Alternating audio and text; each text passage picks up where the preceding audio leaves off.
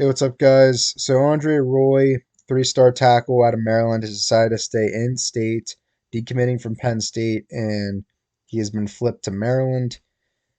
I can't say I'm like that surprised because he took a visit to USC on the 10th, and he didn't end up going to USC. But when you end up taking those kind of visits, you know that the writing's on the wall. He's thinking about going elsewhere, and he ended up staying in state.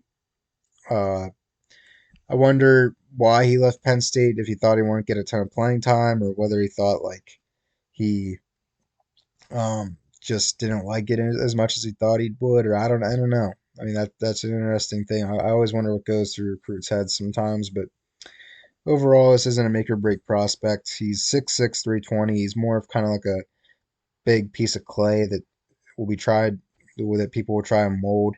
And Adam Trotwine, I think, has failed to do that on the O line. He's had some pretty good tackle options with Rasheed Walker and Kane Wallace, and neither of them have really broken out to be really good tackles for us. They're solid, but not who we wanted them to be.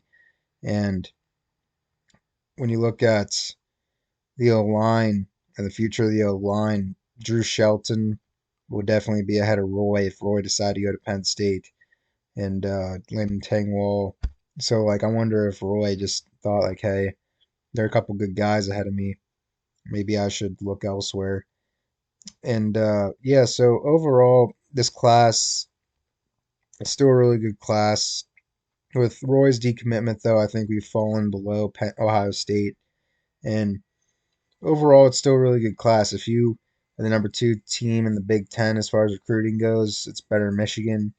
It's better than everybody except Ohio State. That's really impressive. And we're not only like a lot of years if we're number two behind Ohio State. Ohio State's still clearly ahead of us. Ohio State's not clearly ahead of us. We're right about even.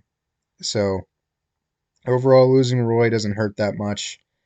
Would have been interesting to see how his career turned out at Penn State just because of his size and possible ability in the future. But overall, you can't be too broken up about it.